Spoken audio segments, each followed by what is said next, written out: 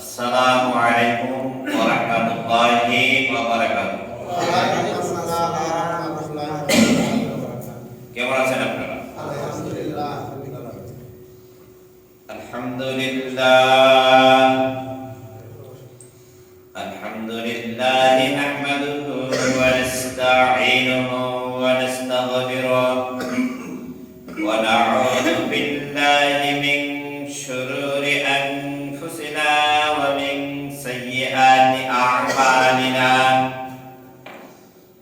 من يهده الله فلا مضل له ومن يضلل فلا هادي له ونشهد أن لا إله إلا الله وحده لا شريك له ونشهد أن سيدنا وحبيبنا وسندنا ومولانا محمد أرسل رسوله بالحق بشيرا ونذيرا وداعيا إلى الله بإذنه وسراجا منيرا. فقد قال الله تعالى في القرآن المجيد والفرقان الحميد. قرآن شريف. أعوذ بالله من الشيطان الرجيم. بسم الله الرحمن الرحيم. تكاد تميز من الغيظ كلما ألقي فيها فوز سألهم خزنتها ألم يأتكم نذير قالوا بلى قد جاءنا نذير فكذبنا وقلنا ما نزل الله من شيء إن أنتم إلا في ضلال كبير. وقالوا لو كنا نسمع أو نعقل ما كنا في أصحاب السعير. وقال تعالى بشان حبيبه إن الله وملائكته يصلون على النبي يا أيها الذين آمنوا صلوا عليه وسلموا تسليما. اللهم سيدنا مولانا محمد وعلى آل سيدنا بلغ العلا بكمال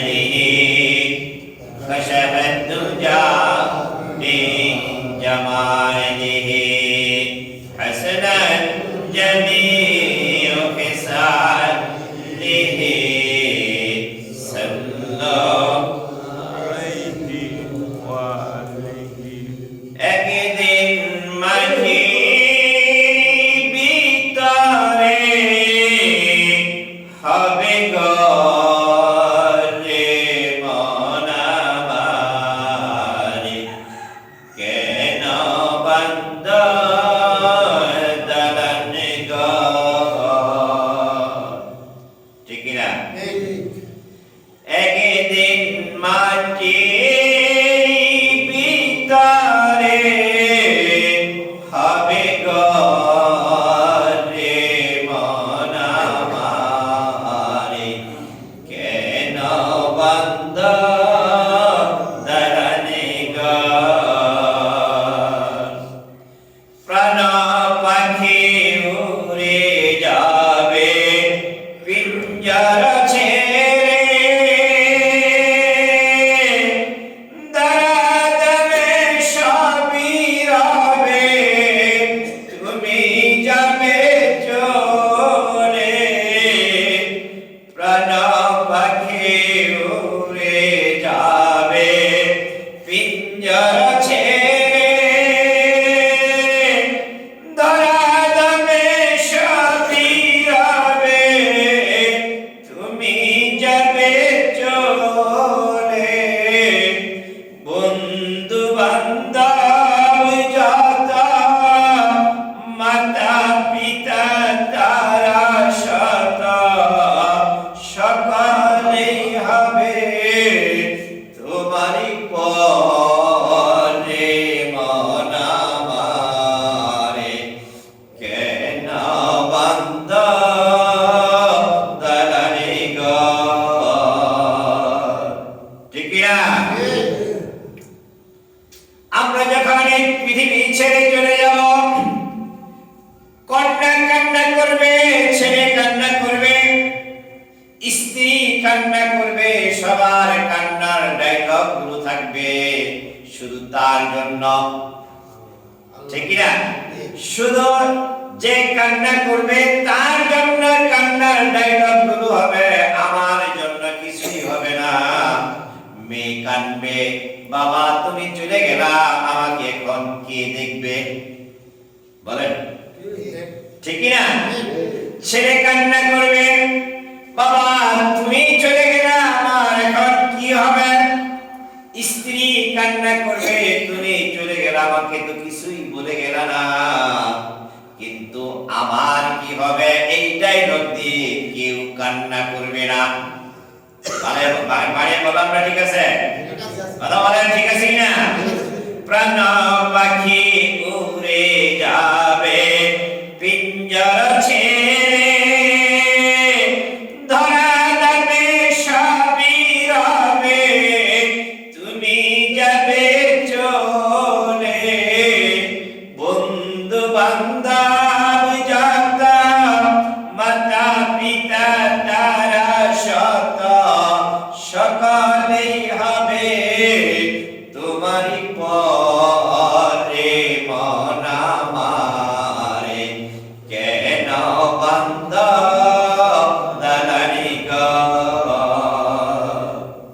একদিন মাটির ভিতরে হবে ঘরে মন আমারে কেন বন্ধ দালানে ঘর দেহ তোমারি চারে মাচার গলে পচে যাবে শিরা উপশিরা গলে ছিন্ন ভিন্ন হবে মরের মের দণ্ড সবই হবে খণ্ড খণ্ড পরে রবে মাটির ভিতর রে মন আমারে কেন বন্ধ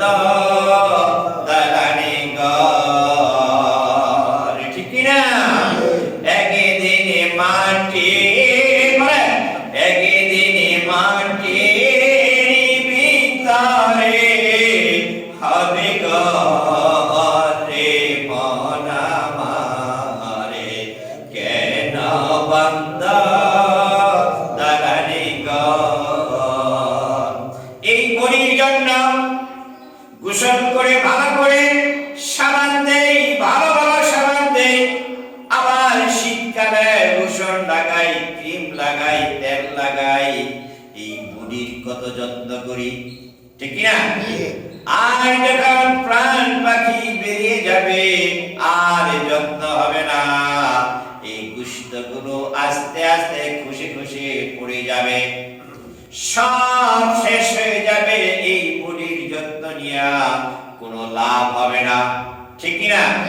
আমার আপনার আসল ঠিকানা হবে ওই 3.5 হাত মাটির ঘর, ঠিক কি না?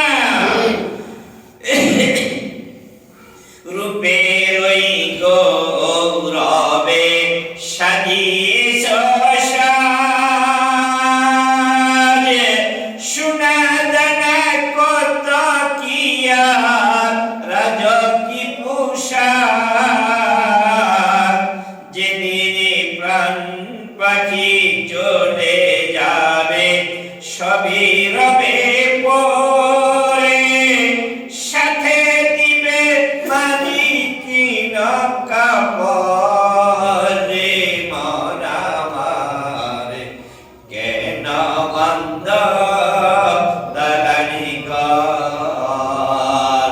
আমি যখন চলে যাব আমার 4,500 5,000 টাকা দামের যে জুব্বাটা, যে কাপড়টা, ওইটা আমার সাথে আর দিবে না।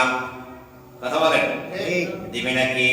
আমি যতই ভালো দামের কাপড় এই দুনিয়ায় পরিধান করি না কেন, আমি দুনিয়ায় চলার পথে কত খুশবু লাগাইছি, মাথাটা কত সুন্দর করে আশ্রাইছি, দাড়িটা কত সুন্দর করে রেখেছি, কাপড়টা কত চমৎকার দাড়ি কাপড় পরেছি। আমি যখন চলে যাব, আমার প্রাণ পাখিটা যখন বেরিয়ে যাবে, আমার ওই দামি পোশাকটা আর আমার সাথে দিবে না। আমার জন্য ওই দোকান থেকে মার্কিন কাপড়ের কাপড় এনে আমার জন্য দেওয়া হবে, ঠিক না? একদিনে মাটি করেন, একদিনে মাটি ভিতরে হবে ঘর রে।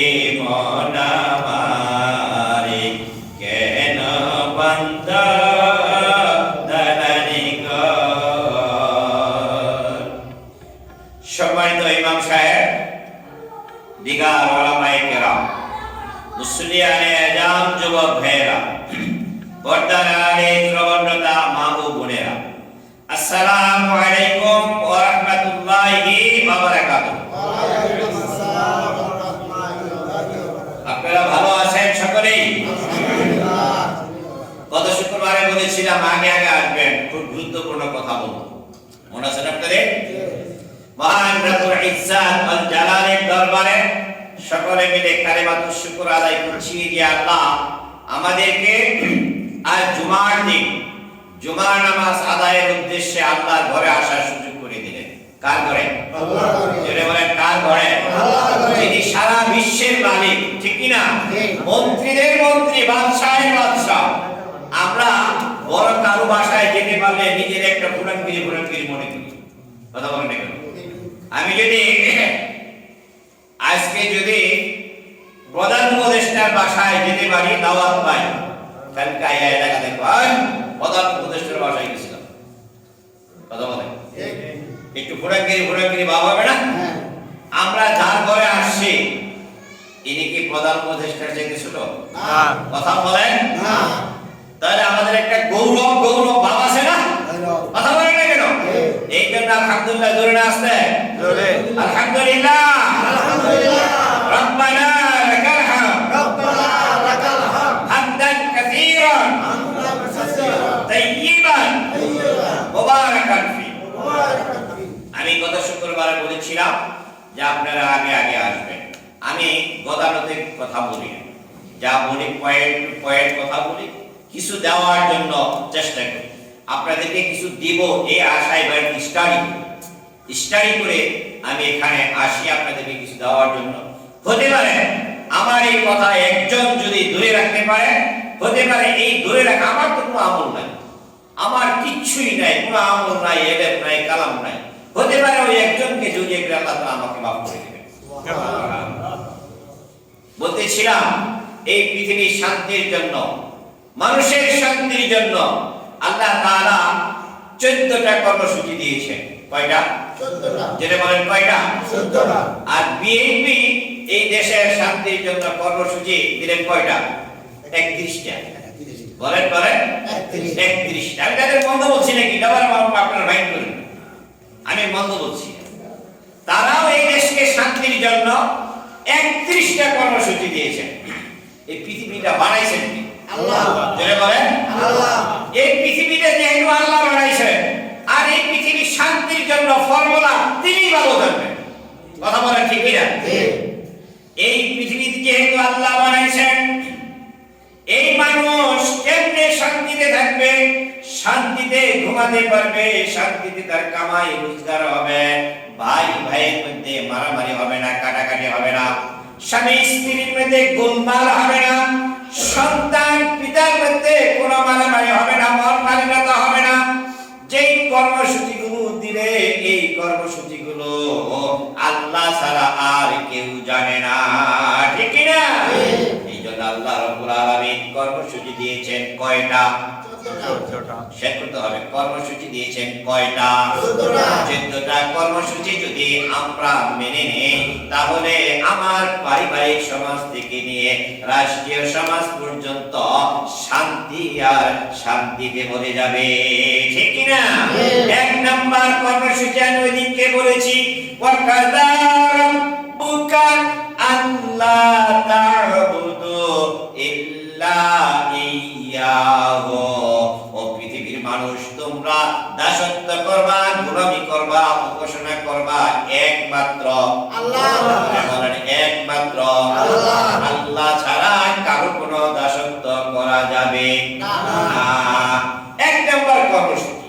এই কর্মসূচির সাথে যদি পৃথিবীর কোন রাজনৈতিক দল তার সাথে মিলাইয়া কর্মসূচি দেয়, আমরা মানতে রাজি, ঠিক না?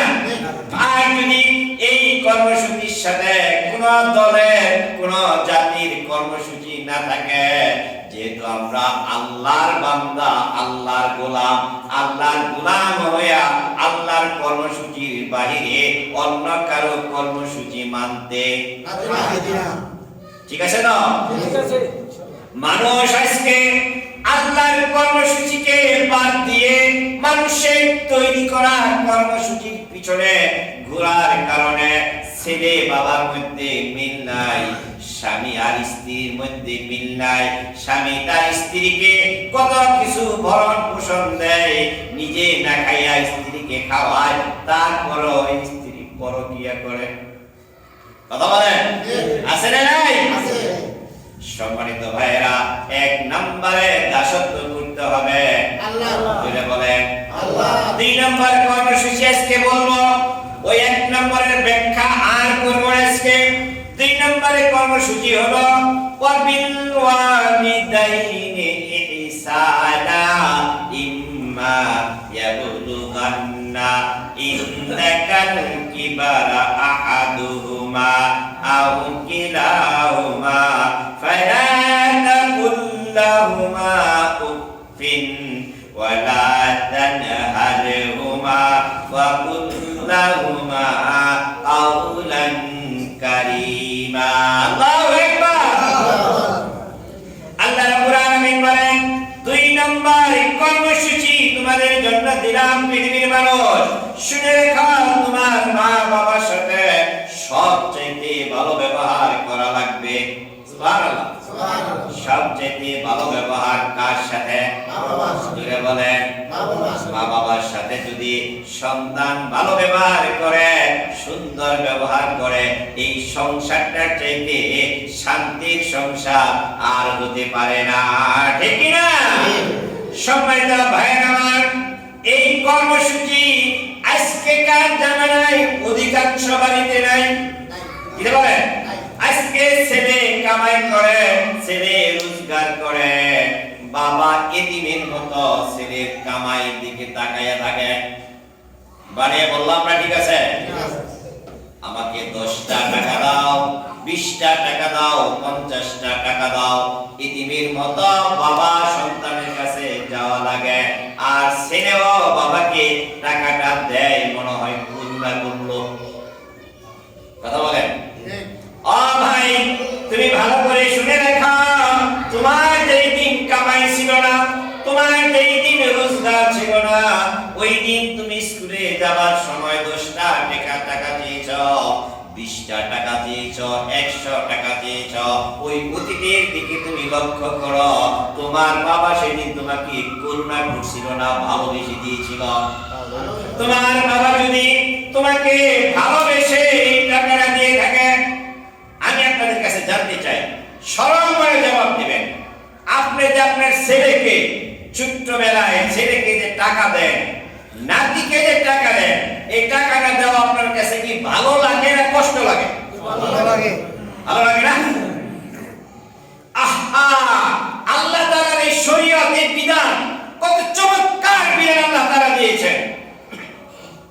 আপনি যখন বাবা হন, প্রথম যখন আপনি বাবা হয়েছেন, ছেলের মুখের কাছে যেয়ে বলছেন আব্বু আব্বু, ও কিন্তু আপনার আব্বু না, ও আপনার আব্বু? আব্বুকে আমি আব্বু। আপনি বারবার ওর কাছে যেয়ে বলেছেন আব্বু আব্বু, তার মানে হলো আপনি বলতে চেয়েছেন বাবারে তুই আমাকে একটা বার বাবা বলে ডাক দে। বলেন বলেন, ঠিক কিনা? আবার যখন আপনি দাদা হয়েছেন, আবার যখন আপনি নানা হয়েছেন, এই নানা হওয়ার পরে আপনি আপনার নাতির কাছে যায়া বারবার বলেন না না না না। কথা বলেন? তার মানে হলো ও আপনার নানা না, নানাকে আমি, নানাকে দাদাকে, এই কথাটা ওই নাতির কাছ থেকে আমি শুনতে চাই। আমাকে একটা বার নানা বলে ডাক দে, আমাকে একটা বার দাদা বলে ডাক দে। তুই যদি একটা বার আমাকে দাদা বলে ডাক দে, পিছনে আজকে দিনে যা শ্রম হয়েছে, যা পরিশ্রম হয়েছে সব ভুলে যাব। কথা বলেন? আপনার পকেটে যদি টাকা থাকে, নাতি আপনার সাথে হাঁটতে পারে, ছেলে আপনার সব দিতে বুঝে নেবেন, বাবা হিসাবও বুঝে নেবেন, দাদা নানা হিসাবও বুঝে নেবেন। ছেলে যদি আপনার সাথে বাজারে যায়, আপনাকে যদি বলে আব্বু আমাকে একটা টুস বিস্কুট কিনে দেন, আমাকে একটা চিপস কিনে দেন, চিপসটার দাম 10 টাকা, আপনি বলবেন বাবারে চিপস তুই 2টা নে। আপনার কাছে একটু খারাপ লাগে না? একটু কষ্ট মনে হয় না? মনের আনন্দে ছেলেকে নাতিকে আপনি চিপস কিনে দেন, আর কত কিছু কিনে দেন। বাজারে যায়া খলিফার দোকানে যখন কাপড় কিনেন, আপনার কাপড় বানান আপনি মাত্র 100 টাকা গজের, আর ছেলের কাপড় বানাতে যান 200-250 টাকা গজের। কথা বলেন, এদিকে আসেন, ঠিক কিনা? ও ভাই, তুমি একটু চিন্তা করো, তোমার ওই অতীত তুমি মনে করো। তোমার বাবা নিজে কম দামের কাপড়টা নিয়ে তোমাকে বেশি দামের কাপড়টা দিয়েছে, তোমার পিছনে টাকা দিতে তোমার বাবা কোনো কার্পণ্য করে নাই। আজকে তুমি কামাই করো, রোজগার করো, হাজার হাজার টাকা কামাও, তোমার বাবার কোনো ইনকাম নাই, তাকে 100 টাকা দিতে তোমার মায়া লাগে কেন? কথা বলেন, আমার কথাগুলো কি ঠিক আছে?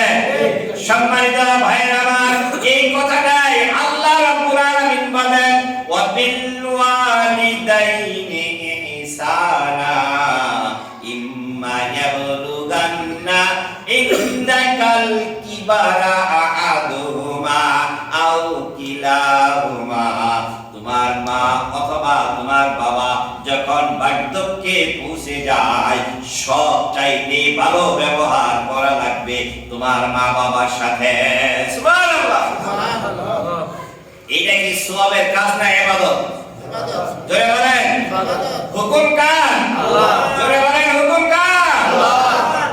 আল্লাহ রাব্বুল আলামিন হুকুম দিলেন, নামাজ পড়া যেরকম সওয়াব, যেরকম ফরজ, ফজরের নামাজ 2 রাকাত পড়া যেরকম ফরজ, জোহরের নামাজ ভালো করে শুনে রাখবেন, জোহরের নামাজ 4 রাকাত যেরকম ফরজ, আসরের নামাজ রেখাত যেরকম ফরজ, তোমার মার সাথে তোমার বাবার সাথে ভালো ব্যবহার করাটাও এরকম ফরজ। ফজরের নামাজ না পড়লে যেরকম তোমার গুনাহ হবে, জোহরের 4 রাকাত নামাজ না পড়লে তোমার যেরকম গুনাহ হবে, ঠিক তদ্রুপ মার বাবার সাথে যদি ভালো ব্যবহার না করো তদ্রুপ তোমারও গুনাহ হবে।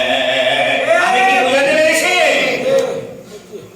আহা, মানুষ আজকে ভালো ভালো জিনিস নিয়ে পীরের দরবারে দৌড়ায়, কথা বলেন ঠিক কিনা? পীরের দরবারে খাসি নেয়, পীরের দরবারে গরু নেয়, পীরের দরবারে আঙ্গুর নেয়, বেদানা নেয়, অথচ মার বাবার কাছে এটা নেয় না, কথা বলেন ঠিক কিনা?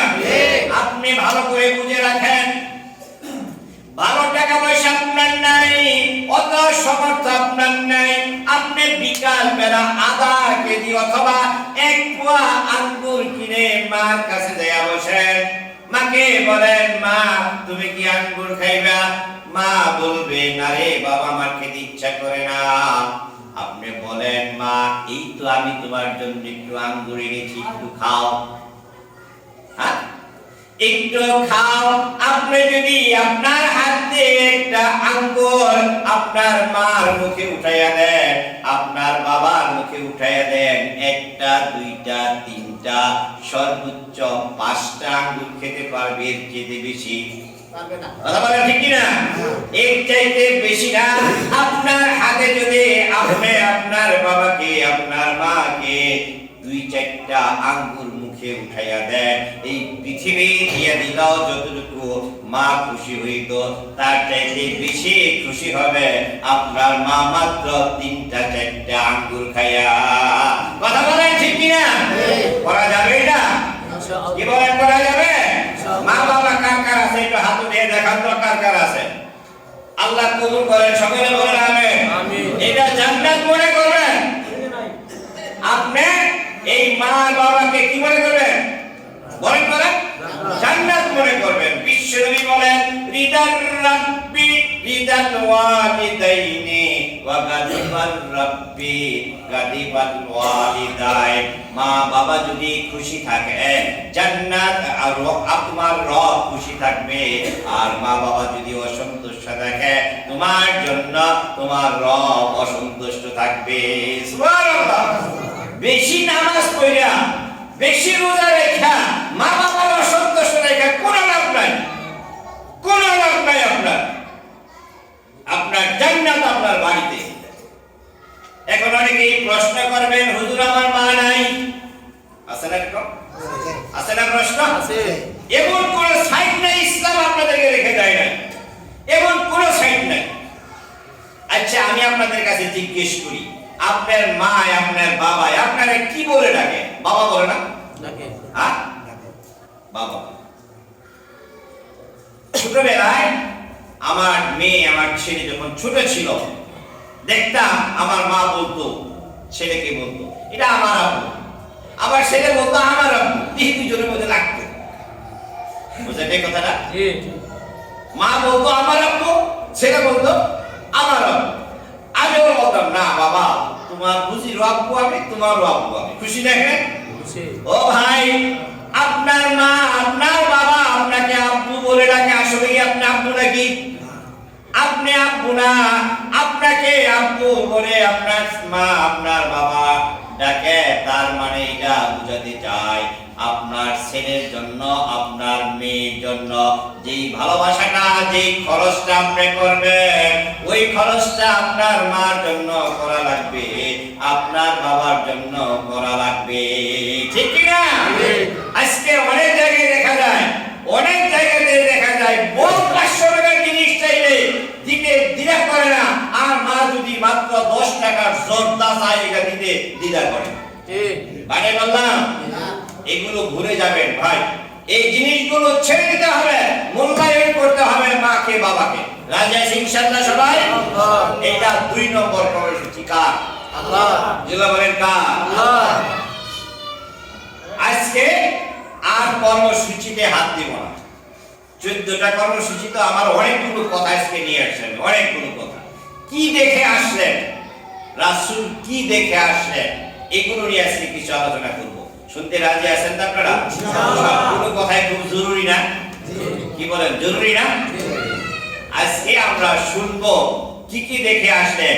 একটা কথা আমি আপনাদের সামনে একটা চ্যাপ্টার বলেছিলাম, সেটা হলো রাসূল সাল্লাল্লাহু আলাইহি সাল্লাম দেখলেন এক শ্রেণীর মানুষ, তার ডান দিকে একরকম খাবার, বাম দিকে আরেক রকম খাবার। মনে আছে না? ডান দিকে ভালো খাবার, বাম দিকে খারাপ খাবার। বলছিলাম কি এটা? মনে আছে? মুরব্বী আমার আপনি আসছিলেন গত সপ্তাহে? ছিলেন না, ঠকছেন মুরব্বী। আমার এই জমায় যারা নিয়মিত না আসে তারা ঠকবে। আমি স্টেপ বাই স্টেপ কথা বলি, পুনরাবৃত্তি করি, আপনি একটু ধরে রাখেন, পুনরাবৃত্তি করি। দেখেছিলেন এক শ্রেণীর মানুষ, তার ডান দিকে কমলা, আপেল, বেদানা, আঙ্গুর, ভালো ভুনা খাদ্য, ভুনা খাবার, এইটা সে খায় না। বাম দিকে পোকামাকড়, ডাস্টবিন, খাবার খাবার, খারাপ খাবার, এগুলো সে টুকে টুকে খাচ্ছে, যত্ন সহকারে খাচ্ছে, ভালোটা খায় না। আছে এটা বলছি না? বিশ্বনবী হযরত জিবরাইল আমিনকে জিজ্ঞেস করলেন, ও ভাই জিবরাইল, এটা কেমন আজব মানুষ? অনেক সময় এক বাটি বড়ই লন খাইতে, লন না? বড়ই যখন লন এক বাটি, বলেন প্রথম ভালোটা খান না খারাপটা খান? ভালোটা। সবাই একমত? প্রথম ভালোটা, তারপরে তার তুলনায় খারাপ যেটা ওইটা। কিন্তু প্রথমেই আমরা খারাপ না, প্রথম কোনটা খাই? ভালোটা। আর এই ভদ্রলোক অভদ্রলোক ভালো খাবারের দিকে নজর দেয় না, খায় কোনটা? খারাপটা। যেইটা টাকা দিয়ে আমরা বিনা পয়সায় দিলেও আমরা খাবো না। খাবো কি? দুর্গন্ধময় খাবার, এটা খায় না, খাবো না। আর ভালো খাবারটাই শুধু খাবো, ভালোর মধ্যে ভালো যেটাই দেখাবো। বিশ্বনবী জিজ্ঞেস করলেন, ভাই জিবরাইল, এই লোকগুলো কারা? এটা আজব পাগল, ভালো খাবার রেখা খারাপ খাবার খাচ্ছে। হযরত জিবরাইল আমিন জবাব দিলেন, ইয়া রাসূলুল্লাহ, আপনার উম্মতের মধ্যে এগুলা ওই মানুষ, যে মানুষগুলো ঘরের মধ্যে সুন্দরী, ভালো, বৈধ বউ থাকার পরেও আর অবৈধভাবে সে পরনারীর সাথে পরক্রিয়া করে, প্রেম করে। আছে না নাই? আছে। বলেন আছে না নাই? এই জিনিসটা আজকে ফেসবুক হওয়ার কারণে বেশি বেড়ে গেছে। ঠিক না? ফেসবুক হওয়ার কারণে এটা খুব বেশি বেড়ে গেছে। আর এই প্রক্রিয়াগুলো, আমার সাথে আপনারা একমত হবেন কিনা জানি না, এই প্রক্রিয়াগুলো আগে আছে ছেলেদের চাইতে মেয়েরা বেশি। কথা বলেন ঠিক কিনা? ছেলেদের চাইতে মেয়েরা এই প্রক্রিয়ার মধ্যে বেশি আগে আছে। এইগুলো নিয়ে আরো কঠিন কথা সামনে আসতেছে, আমি আপনাদের সামনে আসবো। আপনারা কি আমার কথাকে রাগ হচ্ছেন? আমি বাস্তব কথাগুলো বলছি।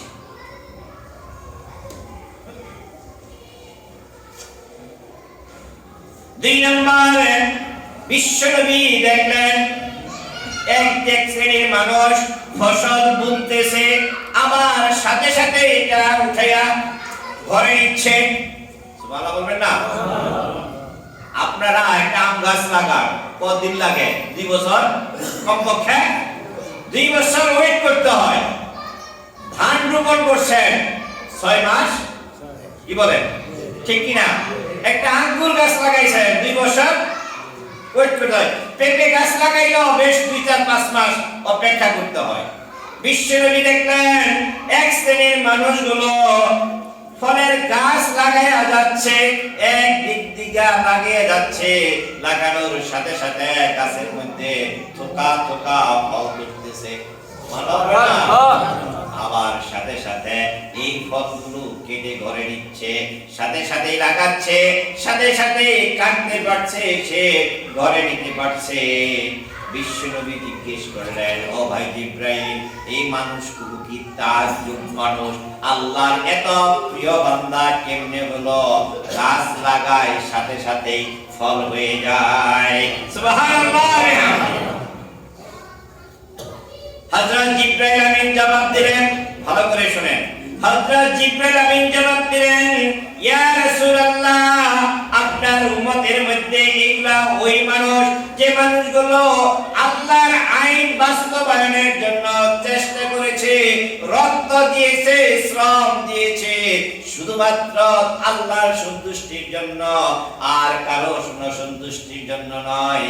আল্লাহর আইন কিভাবে আল্লাহর জমিনে প্রতিষ্ঠিত হবে এই জন্য যেই মানুষগুলো কাজ করেছে তাদের এই মর্যাদা হাশরের মাঠে আল্লাহ রাব্বুল আলামিন দিয়ে দিবে।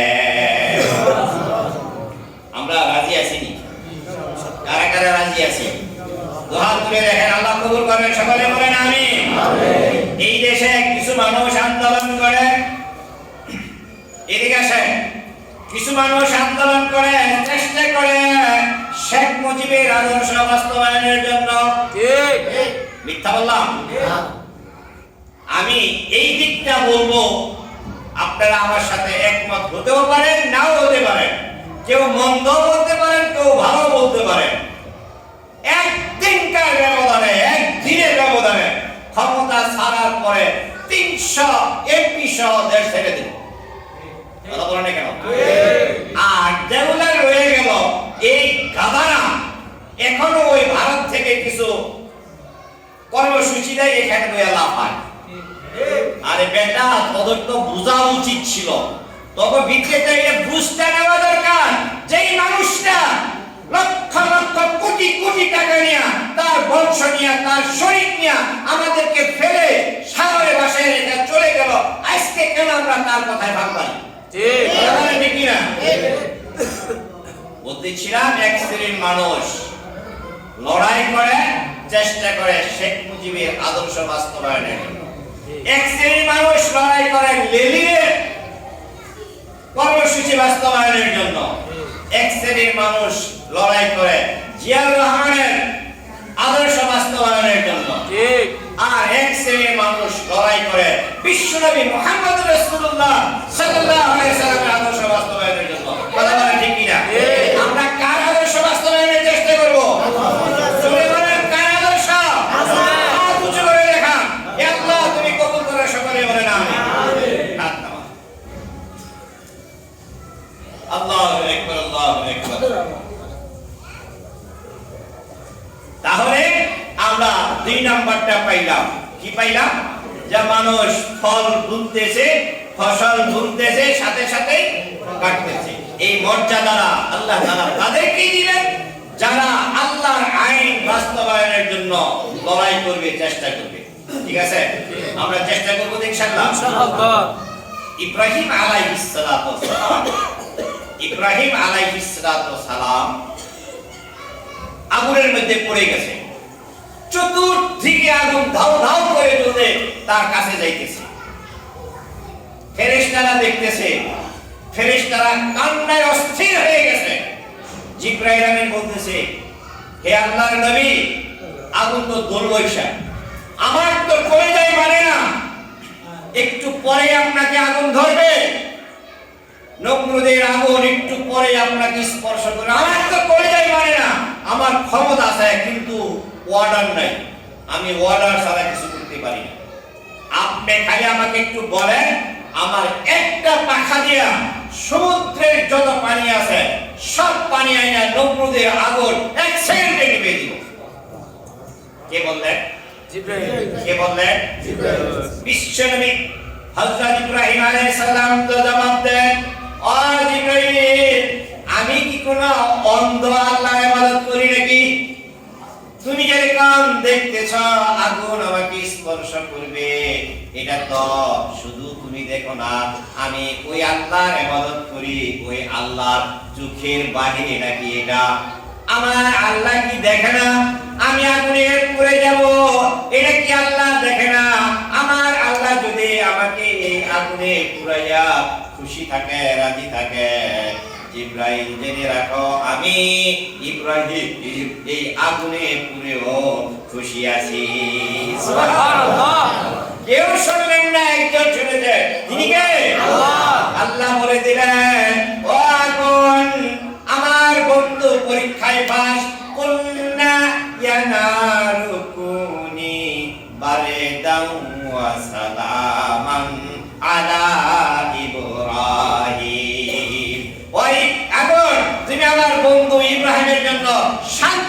ঠান্ডা হয়ে যাও। সুবহানাল্লাহ। আপনারা গরমের দিনে অনেকে এসি চালান না ভাই? অনেকে এসি চালান।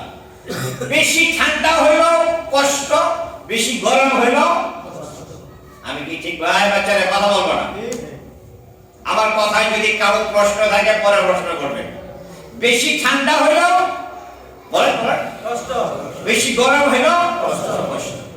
এসি যখন দেই আমরা তখন ওটা নাম্বার দিয়ে দিই, 18 দিব না 19 দিব না 20 দিব, ঠিক কি না? যদি বেশি ঠান্ডা চাই তাহলে বাড়াইয়া দেই, আর যদি কম চাই তাহলে কমাইয়া দেই, ঠিক কি না? আগুনের ভিতরে ইব্রাহিম পড়ে আছেন। আল্লাহ রাব্বুল আলামিন আগুনকে বলে দিলেন, আমার বন্ধু ইব্রাহিমের জন্য এমন ঠান্ডা হইও না যে ঠান্ডা দ্বারাতে ইব্রাহিমের শীত লাগে, আবার এমন গরম হইও না যে গরমের দ্বারাতে আমার ইব্রাহিম কষ্ট পায়। এমন ঠান্ডা হইবা বারে দাম ওয়া সালামা, শান্তিময় ঠান্ডা হয়ে যাও। সুবহানাল্লাহ। ইব্রাহিম আলাইহিস সালাম নমরুদের আগুন থেকে বেরিয়ে বর্ণনা দিলেন, আমার জীবনে যত ঠান্ডা যত আরাম আমি উপভোগ করেছি, নমরুদের আগুনের ভিতরে যেই ঠান্ডা যে আরাম পেয়েছি, এই আরাম এই দুনিয়ার জগতে আমি আর কোনোদিন পাই নাই। সুবহানাল্লাহ। দেখলেন ইব্রাহিমের ইব্রাহিমের মধ্যে আগুন যাইতেছে, ব্যাংকের কি মুরাদ আছে আগুন নিবানের? না। কথা বলেন। ব্যাংক বললেন কি আমার তো মুরাদ নাই, তিনি ফালতা দেয়া মুইতা দিলেন। সুবহানাল্লাহ বলবেন না? কোথায় বুঝছেন? আগুনে। এই চেষ্টাটা ইব্রাহিমের আগুন নিবানোর জন্য এই ব্যাংকের চেষ্টাটা আল্লাহর কাছে অত্যন্ত মহব্বতের প্রিয় হয়ে গেল। সুবহানাল্লাহ। আল্লাহ বলে দিলেন, ব্যাংক রে, তুই আমার বন্ধুর বিপদ থেকে বাঁচানোর জন্য মুইতা দিছস, তার প্রস্তাবটা আমি কিয়ামত পর্যন্ত পবিত্র বানিয়ে দিলাম। দেখবেন ব্যাংক মসজিদও করে বিভিন্ন জায়গায় ঘুরে আবার টুস করে মুইতা দেয়, এইটা না পাক। আমি আর আপনি এই কথাটা বললাম, আমি আর আপনি ইসলামী আন্দোলন করে কোরআনের শাসন প্রতিষ্ঠা করার জন্য আমরা পারবো কি পারবো না কিচ্ছু আসে যায় না। আল্লাহর দরবারে বলতে পারবো, দুনিয়া ছেড়ে যখন চলে যাব, ইয়া আল্লাহ তোমার কোরআন প্রতিষ্ঠা করার জন্য আমি চেষ্টা করে আসছি, হবে না হবে এটা আমার দায়িত্ব না, দায়িত্ব তোমার, আমার দায়িত্ব ছিল চেষ্টা করা। পারবো আমরা ইনশাআল্লাহ। আরেকটা পয়েন্ট কি যাব আজকে?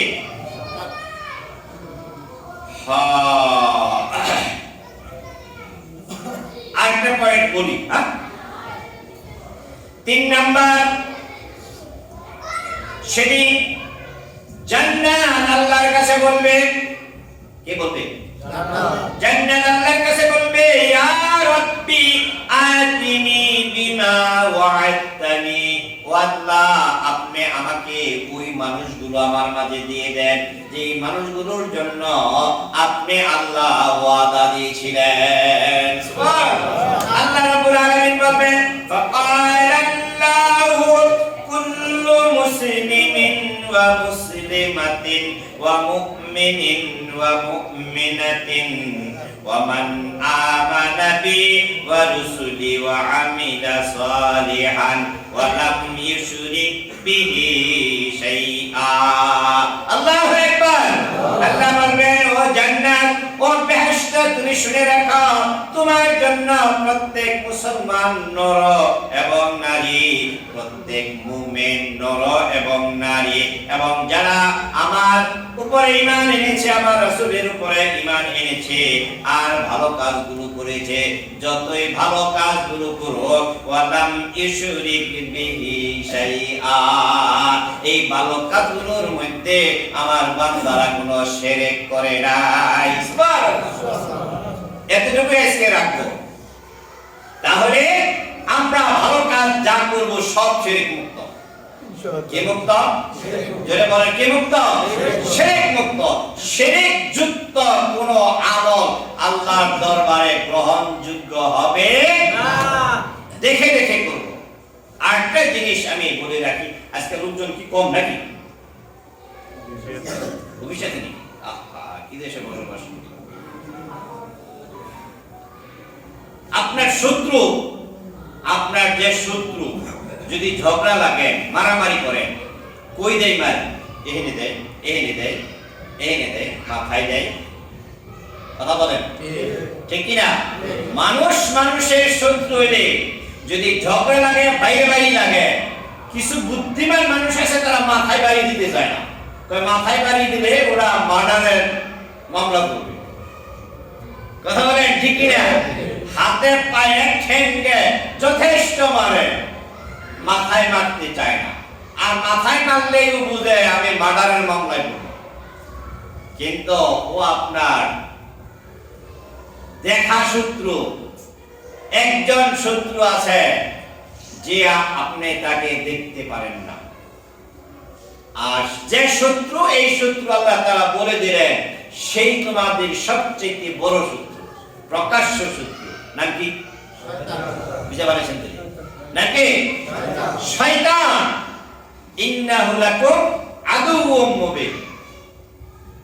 দুনিয়ার শত্রু আপনাকে মারপিট করে মেডিকেলে পাঠায়, ঠিক না?